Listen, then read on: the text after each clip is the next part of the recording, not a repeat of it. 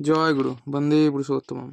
আজকে আপনাদের শ্রী পূজ্যপাদ শ্রী শ্রী অবিন্দ দাদার একটি কথা আলোচনা করব। তিনি বলছেন, শ্রী শ্রী ঠাকুর ইঙ্গিতগুলো বুঝতে হয়। ঠাকুর কখনো ছবি থেকে, বিগ্রহ থেকে হেঁটে হেঁটে এসে তোমাকে বলবে না যে এটা হবে সেটা হবে। তিনি বার্তা পাঠান কোনোভাবে, কারোর মারফতে। আমার মাথায় একটা চুট পাওয়ার দাগ দেখছো না, এটা বলছেন অবিন্দ দাদা।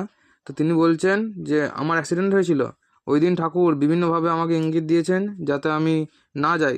আমি বুঝেও এমন একটা গুরুত্বপূর্ণ বলে গেলাম, আর কি অবস্থা। পরবর্তীতে বুঝতে পারলাম যতই গুরুত্বপূর্ণ হোক, আমার ঠাকুরের ইঙ্গিত বুঝেও যাওয়াটা একেবারেই উচিত হয়নি। আমাদের এরকম হয়, অনেক সময় বোধে আসে না কি করব, তার জন্য সাধনা, তার সাথে যুক্ততা, তাকে ভালোবাসা, তাকে আমার মধ্যে ধারণ করা সম্পূর্ণভাবে সমর্পিত হতে হবে। তবেই আমরা আমাদের চেতনার অবচেতনের মন টের পেয়ে যাবে কি হতে চলেছে আমার সাথে।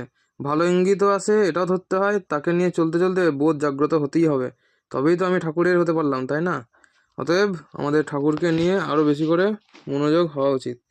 জয় গুরু, বন্দে পুরুষোত্তম। পরমপিতার রাতুল চরণে সকলের মঙ্গল প্রার্থনা করি।